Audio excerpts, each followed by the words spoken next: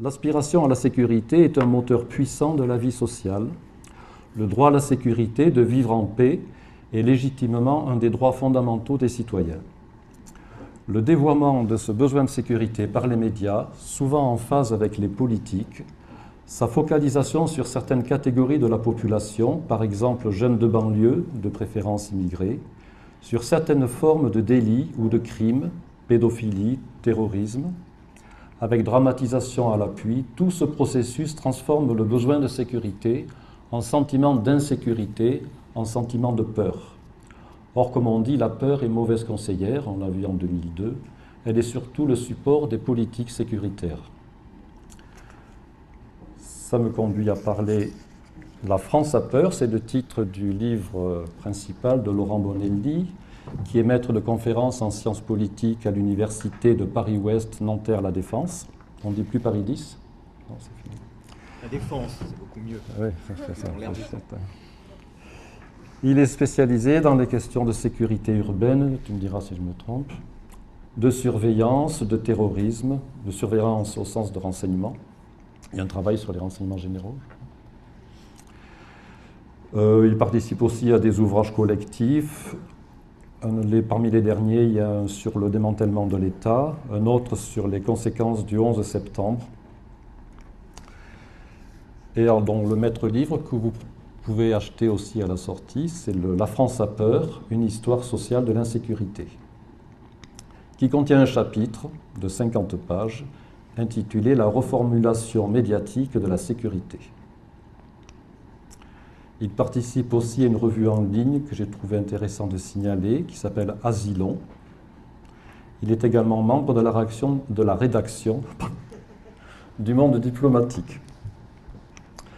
Donc Laurent Bonelli est un chercheur et qui ne reste pas, comme beaucoup de chercheurs, confiné dans les arcanes universitaires.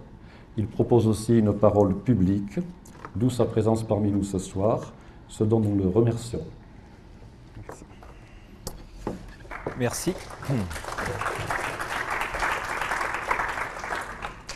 Merci, merci pour cette invitation et pour cette présentation. Alors, ce que je vais essayer de vous présenter ce soir, c'est un peu dans la lignée de ce que j'ai essayé de travailler dans cet ouvrage, La France a peur.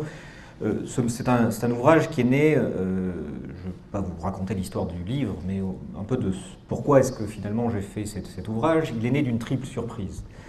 C'est un ouvrage que j'ai commencé à travailler sur les questions de sécurité en 1997. 1997, certains s'en souviennent peut-être, c'était une alternance politique, puisque le Parti socialiste, qu'on appelait la gauche plurielle, accédait au pouvoir après une dissolution, on va dire malheureuse pour le chef de l'État de l'époque. Et l'une des premières mesures que prend ce gouvernement de gauche plurielle, dans un colloque qui est resté célèbre, qui est le colloque de Villepinte, c'est de dire la sécurité, c'est l'une des principales priorités du gouvernement. Alors pourquoi je dis première surprise? Je dirais parce que très traditionnellement, si vous voulez, la sécurité était attachée aux partis politiques de droite. Bon, il suffit de se reporter quelques années en arrière, au début des années 80, vous avez un débat à l'Assemblée nationale sur la loi sécurité et liberté. Donc la loi sécurité et liberté, qui est une loi qui aujourd'hui apparaîtrait presque laxiste, si vous voulez, par rapport aux lois contemporaines. Pensez, à l'époque, on pense passer la garde à vue de 24 à 48 heures. Je vous rappelle, aujourd'hui, on est à 6 jours en matière antiterroriste, donc le temps a passé. Et à l'époque, les députés de gauche, députés socialistes, députés communistes hurlent au fascisme. Ils disent, voilà, cette loi, elle est plus liberticide que les lois de Vichy. Bon. Alors évidemment, ça c'est 1980, 1997, vous voyez, la gauche fait de la sécurité l'une de ses principales préoccupations. Bon, première surprise, je dirais, la sécurité semble être passée de la droite vers la gauche. Deuxième surprise, si vous voulez, au début des années 90, la fin des années 90, pardon, c'est la reformulation d'un consensus antérieur. Alors, grosso modo, depuis au moins la Seconde Guerre mondiale, vous aviez un consensus chez les magistrats, chez la plupart des hommes politiques, chez les policiers, sur l'idée que finalement, la délinquance, c'était, comme on le disait à l'époque, un raté de socialisation. On pensait, grosso modo, que un délinquant, c'était quelqu'un qui avait raté le train de la modernisation et qu'il fallait le remettre dans le droit chemin, comme on disait à l'époque. C'est-à-dire qu'on pensait, si vous voulez, que l'amélioration, le progrès social, en finirait complètement avec la délinquance, d'où une sorte de consensus qui existait à l'époque, qu'on pourrait dire réhabilitatif. Il faut réinsérer les délinquants, il faut les réhabiliter. À la fin des années 90, par contre, vous avez un nouveau consensus, qui est un consensus punitif. Il faut punir, punir davantage, punir plus précocement. Consensus punitif dont atteste d'ailleurs le record qui est battu pratiquement tous les mois des taux d'incarcération en France. Pensez que le taux d'incarcération entre 1970 et 2000 a été multiplié par 2 en France.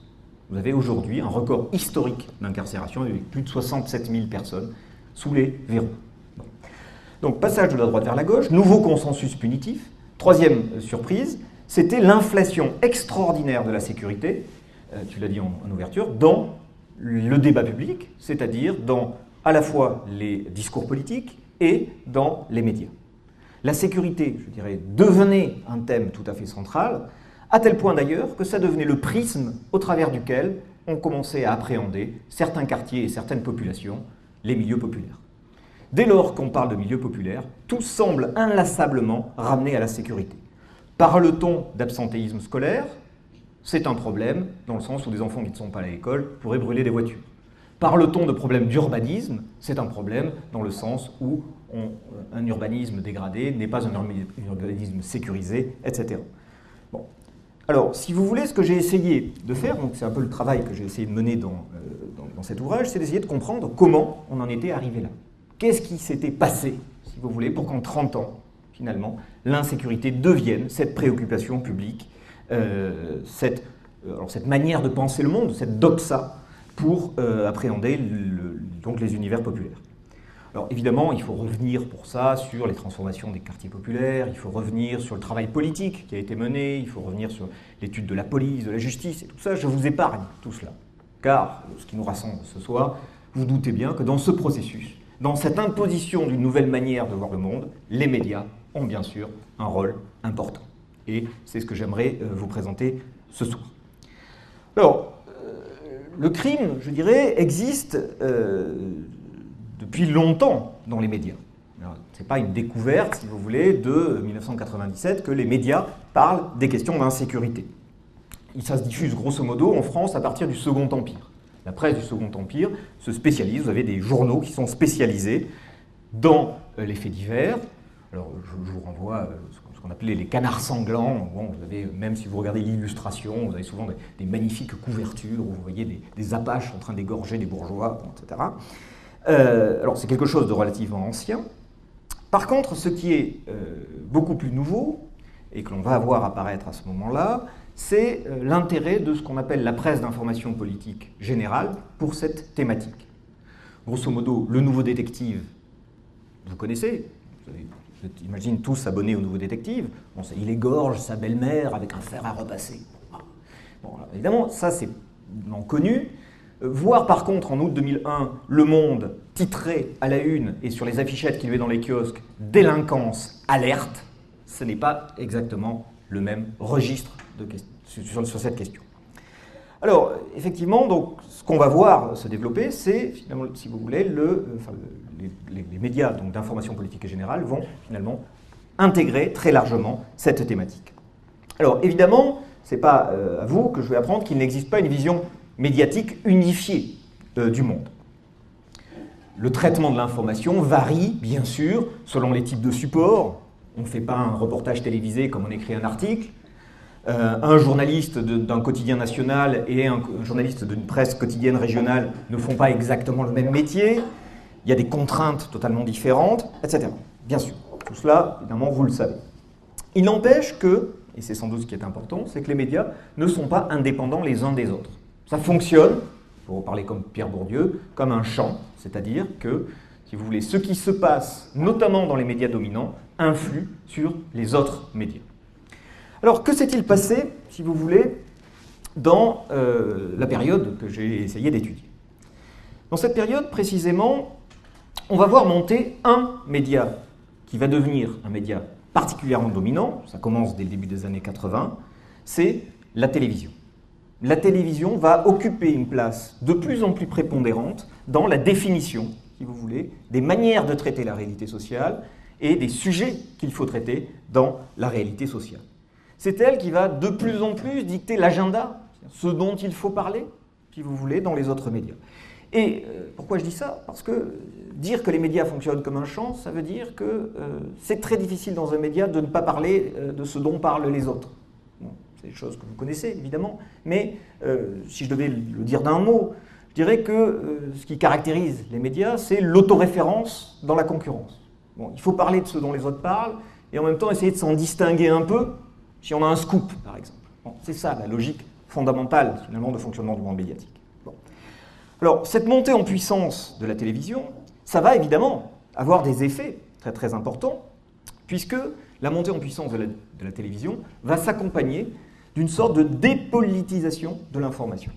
Dépolitisation, ça veut dire que si vous voulez un média de masse, il faut un média qui ne soit pas conflictuel dans les thèmes qu'il pose et dans les questions qu'il pose.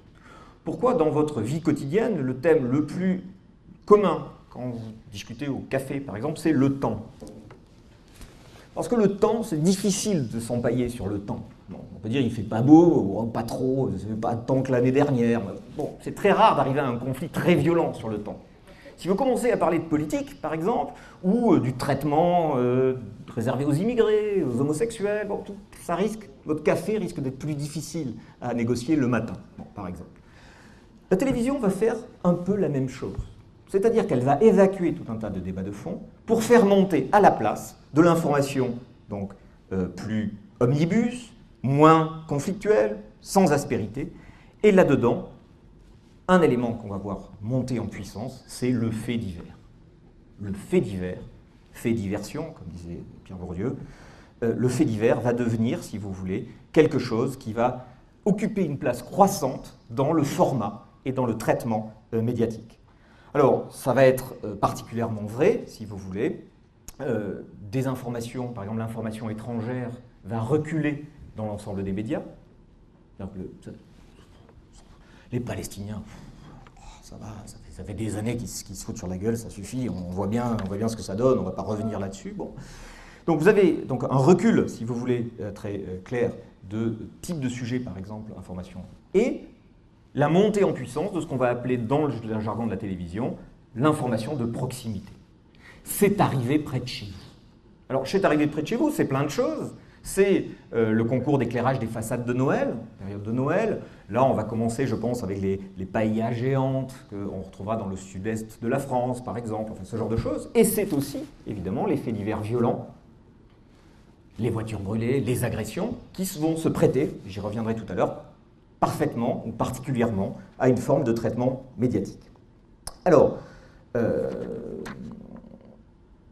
et on va voir ainsi, si vous voulez, à partir du début des années 90, monter en puissance donc des thématiques sur la question de la violence urbaine, des thématiques sur les flambées de violence dans un certain nombre de quartiers, la petite délinquance de proximité, qui vont devenir des thématiques à proprement parler. L'AFP va développer une rubrique spécifique violence urbaine, par exemple, c'est intéressant. Bon, tous ces thèmes-là, si vous voulez, vont très largement monter en puissance. Alors, et on va voir précisément s'agréger sous des catégories, par exemple, comme violence urbaine, des événements très différents, aussi distincts que des questions d'urbanisme, que des questions de désaffiliation sociale, que des questions de compétences de territoire, etc., etc. Alors, ceci prend un tournant particulier à la fin des années 90. Pourquoi? Puisque je vous ai dit, en propos d'ouverture, que le gouvernement, récemment nommé, fait de la sécurité l'une de ses principales priorités. Bon, alors évidemment, dès lors qu'un gouvernement fait d'une thématique sa principale priorité, ça affecte, bien entendu, la thématique, enfin l'agenda ou les choses que vont traiter les médias. Alors, pour vous donner quelques exemples, tu disais en ouverture qu'en 2002, on avait beaucoup parlé d'insécurité, sur Acrimed. Il n'y a pas qu'Acrimed qui en a beaucoup parlé. Si vous regardez entre janvier et mai 2002, je ne vais pas vous asséner trop de chiffres, vous avez quand même donc, janvier et mai, c'est-à-dire 5 mois. Sur 5 mois, les journaux télévisés des grandes chaînes nationales ont traité 20 000 fois le sujet de l'insécurité. C'est simple, ça veut quand même dire 1000 fois par semaine. 1000 sujets par semaine sur les 3 journaux télévisés, vous voyez, c'est pas quand même négligeable. Bon. Alors, d'ailleurs, ceci a d'ailleurs été très largement invoqué pour justifier l'ascension au 2e tour de Marine Le Pen. Bon, je reviendrai là-dessus. De Marine Le Pen, pardon, ça c'est après, excusez-moi, c'est la prochaine fois. Jean-Marie Le Pen, c'est ça. Alors, qu'est-ce que les médias disent de l'insécurité? Bon, je vous ai donné des grandes généralités, mais je me suis intéressé à, concrètement, que disent les médias de la question de la sécurité. Et pour cela, j'ai pris un angle particulier, j'ai pris ce qui, dans le format médiatique, donne le temps de l'analyse, prend du recul, pour éviter précisément ces 20 000 reportages à chaud, etc.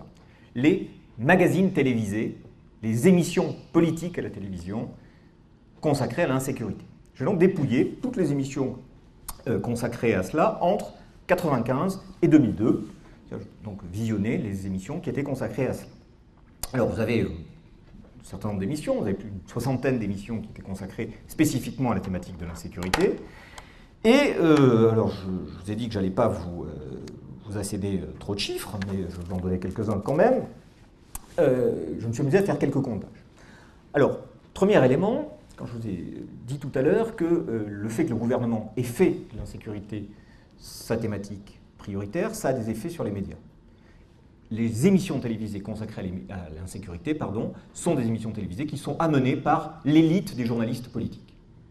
Quelles sont les émissions qui sont consacrées à l'insécurité? C'est l'émission de Arlette Chabot, c'est l'émission de Yves Calvi, c'est l'émission de Michel Cotta, c'est ce genre de choses. C'est-à-dire, c'est les émissions de Christine Ockrent, c'est-à-dire, finalement, ce qui constitue l'élite, finalement, du journalisme politique, c'est-à-dire ceux qui sont en position dominante sur le journalisme politique dans les principales chaînes. C'est eux qui consacrent ces émissions à cela.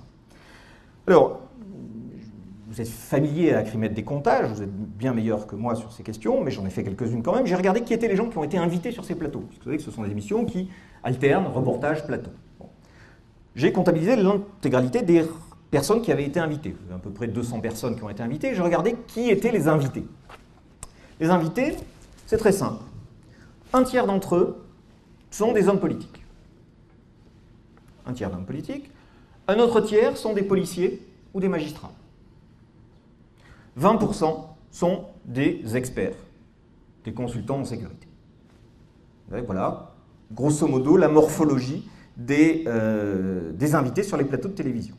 Alors vous allez me dire qu'il est possible, c'est une hypothèse audacieuse, mais par exemple que des enseignants, des travailleurs sociaux, des éducateurs aient un rôle à jouer sur les questions d'insécurité. Ils sont invités, ils représentent 7% des invités sur les plateaux de télévision. On ne les a pas oubliés. Bon. Alors, qu'est-ce que ça veut dire? Ça veut dire tout simplement que, vous le voyez, pour ce type d'émission, en réalité, la question d'insécurité, c'est une question politique, on invite des hommes politiques, et une question essentiellement de police et de justice. C'est le premier élément, si vous voulez, qu'on peut tirer de ces questions-là. Alors, on va voir que ça ne suffit pas, effectivement, pour être invité. Les milieux populaires disparaissent évidemment complètement de ces plateaux, ça, mais ce n'est pas vraiment une nouveauté pour vous. Hommes politiques, magistrats, policiers, magistrats, experts, ce sont nos trois groupes. En réalité, ça ne suffit pas d'être magistrat, ça ne suffit pas d'être policier ou d'être homme politique pour être invité. Il faut avoir des propriétés particulières, évidemment. Et si vous regardez les gens qui sont invités, vous allez voir que vous avez des récurrences des gens qui sont invités. Il y a des propriétés pour être le bon invité sur un plateau de télévision. Alors bien sûr, il y a des aléas. Toute personne qui a été invitée un jour sur un plateau de télévision sait que ça dépend de qu'est-ce qu'ont répondu ceux qu'on a contactés avant, de la manière dont les journalistes ont le numéro ou pas, enfin bon, il y a tout un tas d'aléas. Mais si vous mettez en série tous les invités de tous les plateaux, je dis sur 7 ans, bon, vous avez quand même un certain nombre d'éléments qui sont récurrents. Les bons invités, si vous voulez, et on s'est amusé d'ailleurs, je me suis amusé dans le bouquin à dépouiller une émission en particulier en interrogeant les journalistes qui avaient fait l'émission, qui est une fameuse marche du siècle dirigée par Michel Field, qui termine sur... Enfin bon, évidemment, Michel Field est un habitué d'Acrimed, vous le savez, mais c'est une émission dans laquelle Michel Field s'appelle « Vous avez demandé la police », bon, et qui termine là-dessus. Donc, en interrogeant, y compris les journalistes qui ont monté l'émission, pour savoir qu'est-ce que c'est un bon invité. Un bon invité, vous verrez que c'est des gens qui ont des propriétés spécifiques. Alors, pour, par exemple, les policiers, les magistrats, il ne faut bien sûr pas avoir un policier qui nous dit « ouais, on n'a pas assez de moyens, Ça va pas, c'est très corpo, c'est pas du tout. Il faut quelqu'un qui est capable de dire il y a en France des cités interdites. Évidemment, s'il y a en France des cités interdites, ça veut dire qu'il nous faut plus de moyens derrière. Bon, évidemment, ça va de soi, c'est l'implicite. Donc vous allez voir des policiers qui sont on pourrait dire des formes d'intellectuels policiers, qui vont faire des montées en généralité. Alors, des intellectuels policiers, pôle intellectuel des policiers, ne soyez pas méchants. Bon, qui vont, si vous voulez, effectuer des montées en généralité à partir, vous voyez, de ces situations, avec des questions très corporatistes, effectivement, derrière cela. La question des experts, bon, il y en a un que vous connaissez nécessairement, qui s'appelle Alain Bauer. Alain Bauer, c'est quelqu'un qui, dans une certaine mesure, condense c'est le modèle d'excellence de l'expert. C'est le gars qui est génial dans son rôle d'expert. Pourquoi? Parce que c'est quelqu'un qui, d'abord, est très disponible, évidemment, pour les médias. C'est quelqu'un qui sait parler dans un format médiatique, de manière très très bonne. C'est-à-dire c'est quelqu'un, si vous voulez, qui fait des coups médiatiques, avec des formules très travaillées, très, très malines, du type « La France est plus criminogène que les États-Unis ». Vous êtes un journaliste, ça c'est intéressant, ça c'est de l'audience, les gens vont rester, évidemment. Alors peu importe, c'est pas vrai, mais c'est pas très grave, c'est un autre débat. Nous vivons sous le règne des 3 A. Aveuglement, angélisme, amateurisme.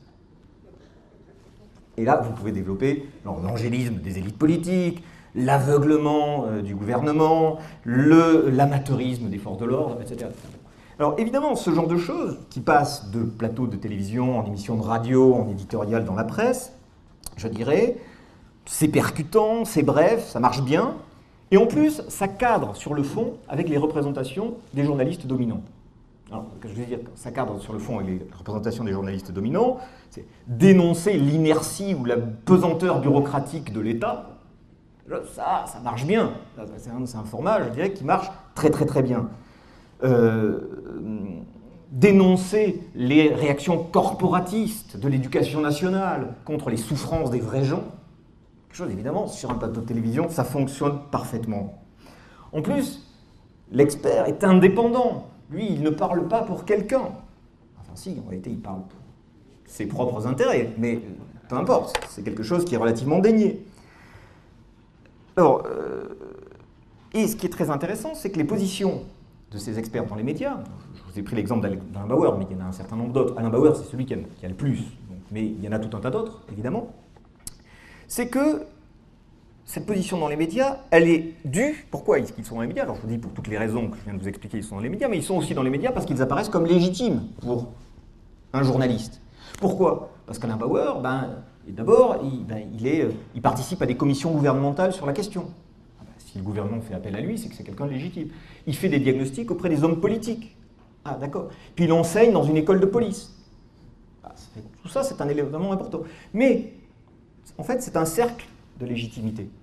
Le fait de passer à la télé fait que vous avez de plus en plus de chances d'être appelé par un élu local. Le fait d'être appelé par un élu local et d'être passé à la télé fait que vous avez plus de chances d'accéder à une commission gouvernementale, etc., etc., etc. C'est en fait un cercle d'autolégitimité. Alors, donc je vous ai parlé d'Alain Bauer, mais vous avez y compris sur des magistrats, des policiers, des gens qu'on va retrouver. Alors, ce que je suis en train de vous décrire sur cette période-là, ce qui est bien, c'est que le mécanisme continue à fonctionner. Vous pouvez changer les noms, mais les propriétés des gens sont absolument interchangeables. Ce que je vous décris sur l'insécurité sur 95-2002, ça continue par la suite, parfois avec les mêmes, souvent. Là, les gens s'enracinent, mais vous en avez des nouveaux qui apparaissent, qui sont avec des propriétés relativement similaires. Bon. Alors, les hommes politiques, c'est plus divers, donc ça, c'est les propriétés des experts. Les hommes politiques, c'est soit des représentants gouvernementaux, intérieurs essentiellement, soit des maires, par exemple, qui ont eu le problème d'avoir des émeutes dans leur ville. Ça, de ce point de vue-là, vous avez un certain nombre, donc les élus, vous avez tout un tas de choses. Alors, je vous ai dit, voilà, vous l'avez compris, je vous ai dit, bon, on étudie les invités, on regarde qui sont les invités, on s'aperçoit donc un tiers d'hommes politiques, un tiers de policiers essentiellement et de magistrats, des consultants, voilà. Mais vous allez m'objecter, à juste titre, que les émissions, il y a aussi des reportages. Et les reportages, c'est pas pareil que les invités. Donc j'ai regardé tous les reportages, évidemment. Et les reportages, on s'aperçoit que, bon, qui sont les gens qui sont, je vais regarder, qui sont les gens interrogés dans les reportages. Qui est-ce qu'on interroge dans les reportages?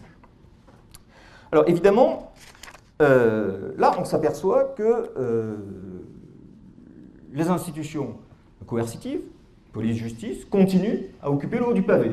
C'est pratiquement 40% des gens interrogés. À peu près quelque chose d'équivalent. Les experts et les hommes politiques, par contre, disparaissent complètement. 2%, je ne les vois plus. On va interroger davantage les victimes ou les délinquants, là qui remontent à pratiquement 20%. Alors, ce qui veut dire qu'on a 60% des reportages qui sont à peu près consacrés à l'action des forces de l'ordre, aux victimes ou aux délinquants. Et alors, évidemment, si on regarde, parce que c'est pas tout de compter qui est-ce qui est interrogé, il faut regarder qu'est-ce que disent les reportages. Parce que vous allez me dire, un reportage sur la police, ça peut être un reportage sur la corruption dans la police à Lyon, par exemple. Non, ça c'est fictif, ça n'existe pas, pardon. À Lille, non plus. À Lille non plus. Bon, bref, ça pourrait être un reportage là-dessus. Non. En réalité, si vous regardez la teneur des reportages, vous apercevez que 80% des reportages valorisent l'approche coercitive, spectaculaire ou alarmiste. Vous avez, grosso modo, 10% des reportages qui portent sur les questions de prévention, de réhabilitation, voire de critique. Alors, ça amène à s'interroger sur les logiques, finalement, de structuration de reportages. Qu'est-ce qui se passe dans les reportages? D'abord, je dirais le mode de reportage favorise, le travail journalistique dans son ensemble, je dirais favorise, induit un travail de simplification de la réalité qui fait que, je vous entendais souvent, une parole générale chez des journalistes, c'est de dire le public ne va pas comprendre. Le public ne va pas comprendre, donc ça suppose, vous voyez, une sorte de simplification du message de ce qu'on veut transmettre finalement aux auditeurs, aux téléspectateurs, voire même aux lecteurs. Alors, évidemment, vous doutez bien qu'un reportage de 2 minutes 30 n'a pas la même profondeur qu'un article d'une pleine page dans Le Monde, évidemment. Ça, c'est des formats différents. Mais il n'empêche que ce travail de simplification reste observable dans l'ensemble des choses. Et des problèmes aussi larges que la question des banlieues, qui renvoient à des causes comme chômage, politique urbaine, politique de transport, d'éducation, de sécurité, d'immigration, de décomposition de l'identité ouvrière, etc., sont réduits dans les reportages médiatiques et dans le traitement médiatique à quelques stéréotypes du type la dérive vers des ghettos à l'américaine, par exemple. Peu importe que la structuration de ces quartiers soit totalement différente, etc., comme a pu le montrer par exemple Loïc Vacan. Alors, d'abord, on a une simplification à outrance, et deuxième propriété, je crois, du débat médiatique, c'est que cette simplification s'accompagne de visions manichéennes. Il y a d'un côté les bons, il y a de côté les méchants, et il faut trancher. Il faut trancher, si vous voulez, entre... il faut attribuer des bons et des mauvais points. Alors, évidemment, dans cette vision, si vous voulez, alors vous avez simplification, vous avez vision de manichéisme, et, dernier point, une sorte de dramatisation de l'actualité. Alors, la dramatisation, vous la voyez de plusieurs manières. Dans la presse écrite, c'est les titres, les infographies, les cartes, les intertitres, qui servent, si vous voulez, à faire en sorte que le lecteur s'accroche à cela. À la télévision, évidemment, vous vous doutez bien, qu'entre une voiture de patrouille de police qui part toute sirène hurlante et un juge des enfants qui reçoit dans son bureau un adolescent en lui demandant « Donc, qu'est-ce qui a changé par rapport à la dernière fois ?» Rien. Là, vous avez déjà zappé 20 fois. Là, vous n'êtes plus du tout sur la chaîne. Donc évidemment, ce type de dramatisation, de mise en scène, si vous voulez, de l'information, va effectivement fonctionner. Alors, je vous disais, certains dans ce cadre-là, et c'est sans doute ce qui explique leur récurrence dans les reportages télévisés, c'est que certaines unités de police sont particulièrement, je dirais, propices, ou sont particulièrement, se prêtent particulièrement à l'accroche spectaculaire. Ce sont les unités d'intervention, type brigade anticriminalité.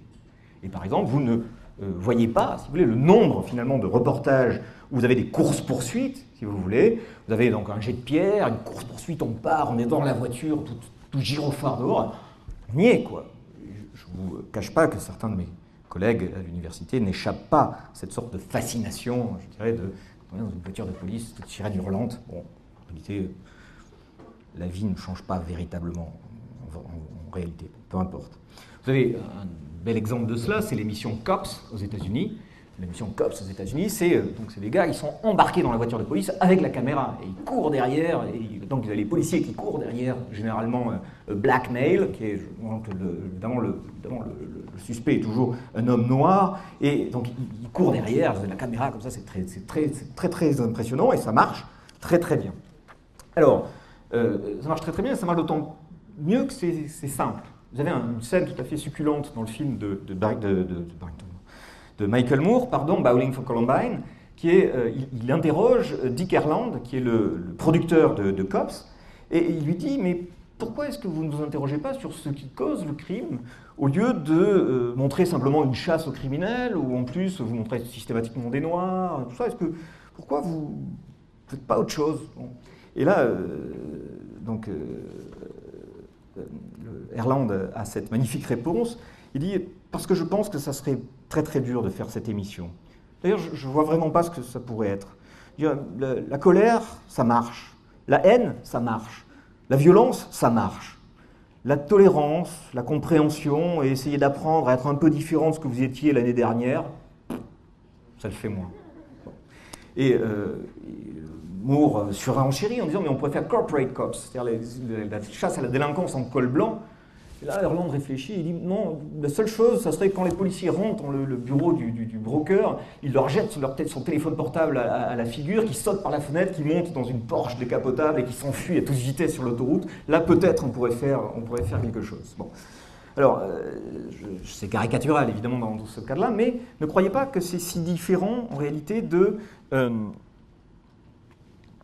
la situation que l'on peut observer. Et qu'on peut observer même ici. Et c'est d'autant plus vrai, si vous voulez, que donc d'une part, ça marche parce que c'est spectaculaire, mais en plus, ça marche parce que, si vous voulez, les forces de police elles-mêmes se prêtent très volontiers à cet exercice. Elles se prêtent très volontiers à cet exercice. Pourquoi? Parce que tout simplement, c'est la réattestation publique de leur efficacité, de leur manière de travailler. Vous avez 3 manières pour la police d'attester de son efficacité et de faire, dans une certaine mesure, sa publicité. Celle-ci, je vais y revenir, donc les voitures de police d'intervention, et 2 autres gros types de reportages sur la police que je n'ai pas traités dans les émissions dont je vous parle, parce que c'est autre chose, c'est la police scientifique.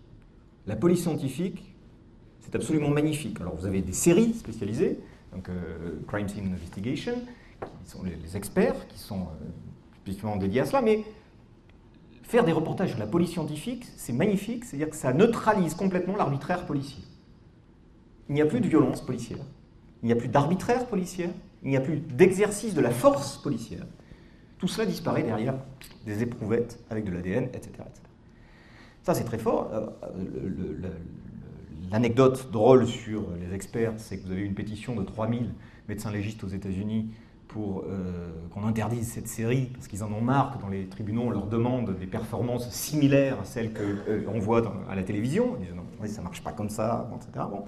Donc ça, c'est la première neutralisation. La deuxième, c'est les unités d'élite. GIGN, RAID, etc. Alors bon, le RAID, un peu perdu de ça.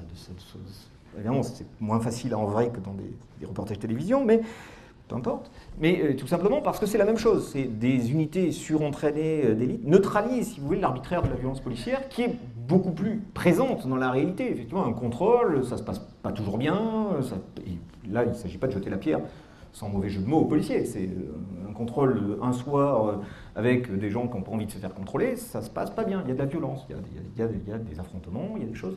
Ça, évidemment, c'est une image publique beaucoup moins favorable. Donc les institutions policières, la douane par exemple, vend des reportages clés en main. Enfin, elle ne les vend pas, elle les donne, des reportages clés en main où le journaliste monte dans l'hélicoptère, on va intercepter une cargaison de cigarettes de contrebande, etc. Enfin, c'est tout ça. Et vous avez même de plus en plus des officiers de communication dans les services policiers qui servent à cela notamment. Alors, donc, d'une part, vous avez le spectaculaire, vous avez la collaboration des policiers. Troisième élément du reportage, qui concerne davantage tout ce qu'on peut lire dans la presse, et notamment dans la presse régionale, dans la presse locale, c'est les relations extrêmement fortes de dépendance des journalistes par rapport aux policiers. Dès lors que vous traitez des faits divers, c'est très simple. Il se passe un fait divers. Soit vous avez un contact dans la police et vous savez ce qui s'est passé, soit il va falloir que vous alliez voir la concierge, les pompiers, l'éducateur social du quartier, etc., etc. C'est un gain de temps tout à fait considérable pour des journalistes locaux que, tout simplement, d'avoir leur entrée au commissariat. Et c'est, alors ce que je dis, c'est simplement une logique professionnelle d'un certain nombre de journalistes localiers qui fait que, un des journalistes que j'interrogeais dans l'enquête disait que, tout simplement, lui, il reçoit tous les jours de la préfecture les affaires avec les noms des gens, etc. Et qu'est-ce qu'il dit? C'est très simple, je fais mon marché dans ce que je vais traiter ou pas traiter, je vais voir les policiers, ils me disent ce qui s'est passé, voilà, j'ai mon article. Et ça a des effets, évidemment, pour des journalistes qui travaillent toujours dans l'urgence. Bon, un localier, il traite 6 sujets par jour. Vous voyez, c'est aussi, ça fonctionne parce que ça s'inscrit dans l'économie même du travail journalistique. Ça marche parce que, tout simplement, c'est... Alors, évidemment, le policier dit, oui, je ne veux pas avoir un point de vue anti-policier. Évidemment, vous imaginez un localier qui, par exemple, j'ai travaillé un de mes terrains d'enquête, c'était le Toulouse-Le Mirail, vous avez eu des émeutes à la suite de la mort d'un jeune, traité, si vous voulez, c'est la mort d'un jeune, dans en plus un cas très clair, si vous voulez, de bavure policière. C'est-à-dire qu'on est en train, le policier essaie de sortir le jeune d'une voiture, il a son arme à la main, il tire, sans nécessairement le vouloir, quoi qu'il advienne, le gamin arrive à sortir de la voiture, s'enfuit, il meurt sous une voiture, les policiers rentrent, ne signalent même pas l'incident, et on retrouve le cadavre le lendemain matin. Le Mirail s'enflamme. Donc là, vous avez vraiment un cas très clair, si vous voulez, de manquement à la déontologie policière. Et évidemment, la presse locale l'a traité avec un point de vue très, très, très policier. Bon. Alors, donc vous avez une grande dépendance, je dirais, qu'il faut prendre en compte, si vous voulez, de journalistes locaux, finalement, de la police et de leurs interlocuteurs policiers. Dépendance qui est renforcée encore par le fait que être journaliste dans une banlieue, c'est pas simple.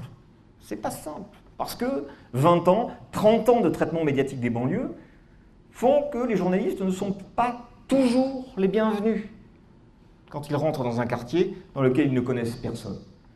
On ne compte plus, si vous voulez, le nombre effectivement d'agressions, d'attaques sur des caméras, sur un certain nombre de choses, évidemment. Et ce qui explique aussi que, notamment pour les reporters d'images, caméras et photographes, ils soient conduits à rentrer dans les quartiers derrière la police. C'est intéressant, regardez d'ailleurs, à chaque fois que vous avez des émeutes à la télévision, regardez les émeutes, regardez où sont prises les images. Les images sont toujours prises de derrière la police. Elles ne sont jamais prises du côté des manifestants. Tout simplement parce que, et donc rentrer derrière la police, si vous voulez, ça, alors à la fois ça renforce la défiance, oui, les journalistes c'est comme des flics, etc. Et en même temps, ça donne quand même un point de vue très particulier, si vous voulez, de ce qui se fait. Vous avez eu des interviews qui ont été faites, des entretiens avec des journalistes d'images notamment, et là c'est des journalistes de France 3 qui parlent. Ils disent, mais premièrement, vous avez la trouille, il faut être honnête, dit-il. Il dit, vous ne travaillez jamais sérieusement parce que vous vous planquez. Oui, donc la peur est une dimension qu'il ne faut pas sous-estimer, et une peur qui est de surcroît, et je pourrais développer là-dessus, qui est renforcée par le fait que la distance sociale entre les journalistes et les milieux populaires va croissant. C'est-à-dire qu'à la différence des années 70 et même des débuts des années 80, où certains journalistes sociaux étaient issus des milieux populaires et avaient une proximité sociale avec les milieux populaires, je dirais aujourd'hui la probabilité d'avoir un journaliste qui vit dans un grand ensemble de régions parisiennes, ou même de banlieues de villes de province, est absolument nulle. Vous avez compris une distance sociale, si vous voulez, qui renforce finalement cette distance et qui joue là-dessus sur ce traitement. Alors, je ne sais pas si ce que je dis est clair. Vous parlez des grands journalistes? Non, je parle même des petits journalistes. Les grands journalistes, ne parlons pas des grands journalistes. Les grands journalistes ne vivent... Alors là, la concentration spatiale des grands journalistes, par contre, est sans doute quelque chose d'intéressant à étudier. Bon, on va dire ça comme ça. Bref. Alors, j'en viens à... Finalement, quels sont les effets de tout ce que je vous ai raconté? Je ne vais pas être trop long, donc je vais essayer de synthétiser un petit peu de ce que je vous ai dit. Finalement, comment, en quoi les médias ont-ils contribué, dans la période que j'ai étudiée, à constituer, si vous voulez, l'insécurité comme un problème? Je vous le dis, ils ne sont pas tout seuls. Hein. Il y a des choses, sur le monde politique a toute sa part de responsabilité, le monde académique a toutes ses parts de responsabilité, etc. Mais en quoi les médias, eux, ont eu une contribution spécifique? Je crois que ce qui est important, c'est que dans un champ journalistique qui est davantage, chaque jour davantage, soumis à une quête d'audience. Bon, une quête d'audience est tout à fait nécessaire, vous savez, la baisse de la publicité, tout ça, une quête d'audience tout à fait structurelle, dans lequel la télévision a conquis une position dominante, car l'insécurité a prospéré, je vous le disais, en raison notamment de l'investissement politique sur cette question. C'est devenu un sujet noble. L'investissement politique a fait de l'insécurité dans les médias un sujet noble. On est sorti de la rubrique faits divers, très important, pour devenir un fait de société. L'insécurité, dès lors que les hommes politiques s'y intéressent beaucoup, cette question se politise, ça sort du fait divers, ça devient un fait de société. Et un fait de société, ça veut dire que ce sont les journalistes importants qui en parlent. Ça, c'est le premier point. Il ne s'agit plus de la presse sensationnaliste ou de la presse d'extrême droite, comme par le passé. C'est la presse d'information politique et générale qui s'en saisit. Alors, qu'est-ce qu'on va voir? Qu'est-ce qui va se produire en réalité? D'abord, les médias vont... Alors, juste une parenthèse avant tout, les médias ne font pas complètement l'opinion. Alors, ça va peut-être choquer, mais nous avons tous un filtre par rapport à ce que l'on peut entendre dans les médias.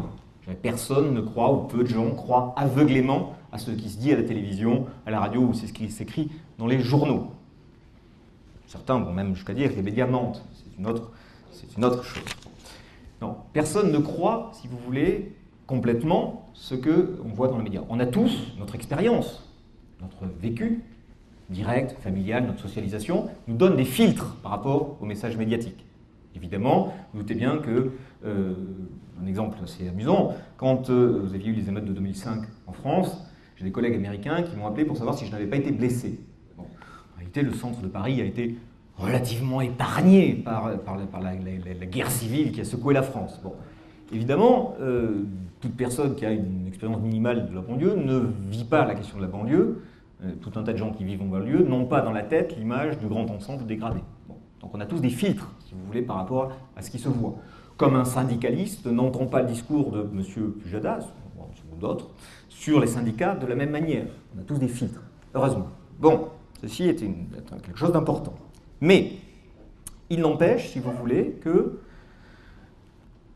les médias ont quand même un rôle, si vous voulez, sur la question de l'insécurité. Ils ont joué à fabriquer un certain nombre de représentations de la question de la sécurité. Alors, plusieurs éléments sur ce point. Le premier, ils ont contribué à homogénéiser des situations très hétérogènes en les alignant par le bas. Qu'est-ce que je veux dire par ça? Homogénéiser des situations hétérogènes en les alignant par le bas. Banlieue, par exemple, est devenue, entre le début des années 90 et celui des années 2000, synonyme de grand ensemble dégradé avec des jeunes d'origine étrangère, avec des capuches, délinquants et ou en échec scolaire. La banlieue, elle a des formes très très très différentes. Il est même possible que certains d'entre vous y habitent. On ne vous dénoncera pas. Bon. La banlieue, ça peut avoir des formes très différentes. Mais dans le message médiatique, banlieue devient synonyme de cela. Ça, c'est quelque chose qui va se fabriquer, si vous voulez, sur ce mode-là. Jeune en bas d'immeuble égale, évidemment, délinquance, drogue, etc. Oui, vous allez objecter que ce n'est pas parce que vous avez un survêtement, une casquette sur la tête que vous êtes nécessairement un criminel en puissance. Et c'est vrai. Bon. On va, si vous voulez, donc homogénéiser des situations très hétérogènes en les alignant par le bas, sur la minorité des pires. Bon. Ça, c'est le premier point. Le deuxième point, si vous voulez, qui est important, c'est que ils vont, sur cette période, valoriser certains points de vue et certains interlocuteurs. Bon, certains points de vue et certains interlocuteurs, l'exemple que je vous ai donné à partir des émissions télévisées, vous montre bien, si vous voulez, qu'on va voir certains points de vue qui sont valorisés. Vous comprenez bien que si vous avez un tiers de discours politique, un tiers de discours de policiers ou de magistrats et un tiers de discours d'experts, pratiquement, ça valorise un certain point de vue. Sans doute que si on avait eu un tiers d'enseignants, un tiers de travailleurs sociaux, un tiers d'hommes politiques, et il n'y a plus de place, mais on avait eu un peu plus de gens qui étaient issus des milieux populaires, on aurait sans doute un autre discours sur cette question-là. Si vous voulez, dans une certaine mesure, les médias jouent de ce point de vue-là, si vous voulez, comme la sélection d'un type de message particulier. Bon.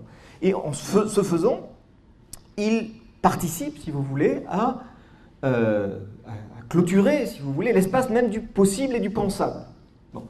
Très intéressant dans ce débat, dans ce discours, si vous regardez la teneur des propos, un homme politique qui se serait amusé sur cette période à dire « mais écoutez, je pense que la répression est une erreur absolue, et je pense qu'au contraire, il faut prendre des mesures pour faire en sorte que les mineurs rentrent plus tard dans le système judiciaire », il y en a un qui l'a fait à l'Assemblée nationale, c'est Noël Mamère qui a fait ça en 2002, il est sorti sous les huées. C'est absolument impossible comme discours. Je crois que c'est quelque chose qui est très important. Donc là, de ce point de vue, si vous voulez, les médias contribuent à fermer l'espace du dissible et du pensable. Alors, je vous disais, les médias, les gens ne croient pas nécessairement à ce qui se dit dans les médias, mais il y a un groupe dans notre pays, et pas que dans notre pays, qui croit particulièrement à ce qui se dit dans les médias, parce qu'il en dépend chaque jour davantage, ce sont les hommes politiques. C'est-à-dire que les interdépendances entre l'univers politique et l'univers médiatique se sont renforcées depuis le début des années 80. Un homme politique, au début des années 80, faire sa carrière, c'était enchaîner les meetings de Castres à Decazeville, de Decazeville à Dunkerque, etc. Aujourd'hui, un homme politique doit savoir faire des bonnes prestations médiatiques, il est entouré de conseillers en communication politique, etc. Il doit savoir faire des bonnes prestations médiatiques. Et donc, les hommes politiques ont aujourd'hui une attention bien plus grande, si vous voulez, que par le passé, à ce que disent les journalistes politiques.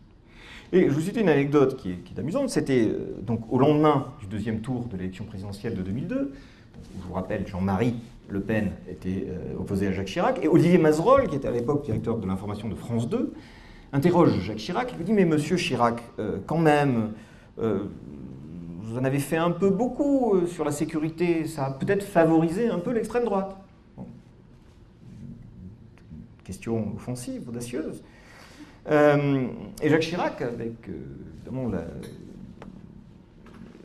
je dirais la jovialité qui pouvait être la sienne parfois, répond « Il aurait fallu être tout à fait sourd pour ne pas entendre ce que disaient les Français.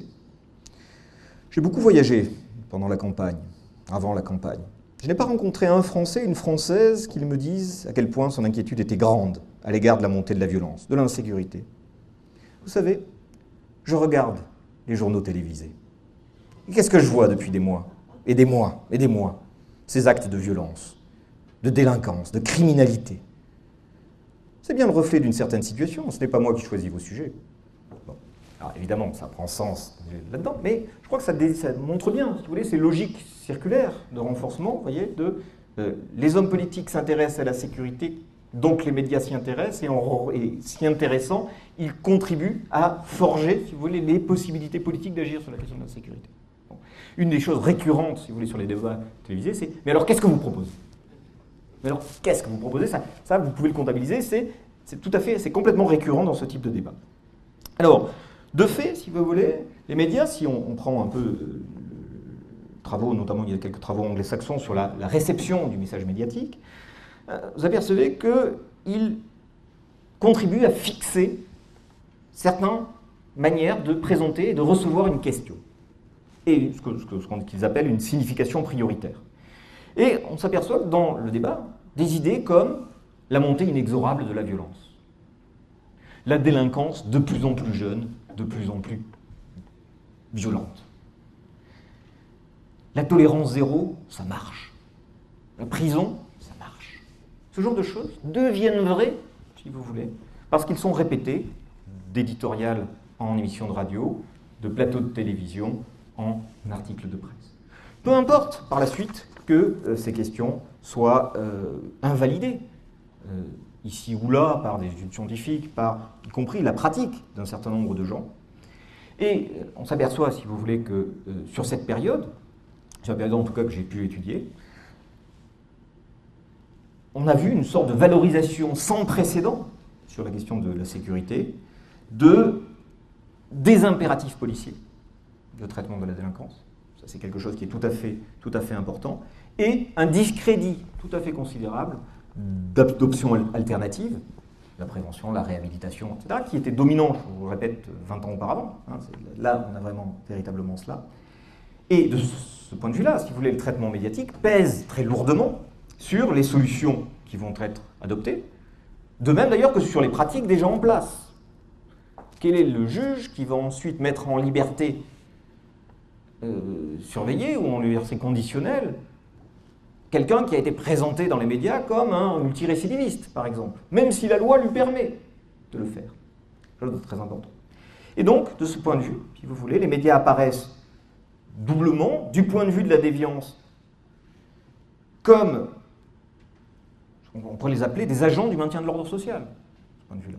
Sur les questions de délinquance, les médias fonctionnent comme des agents du maintien de l'ordre social, c'est-à-dire que par les normes et les valeurs qu'ils véhiculent, et par les contrôles qu'ils exercent, tant sur le monde politique que sur les magistrats, sur les policiers, je dirais, ils apparaissent, si vous voulez, comme des acteurs à part entière, finalement, de la définition, du cadrage et du traitement de la question de l'insécurité. Je vous remercie.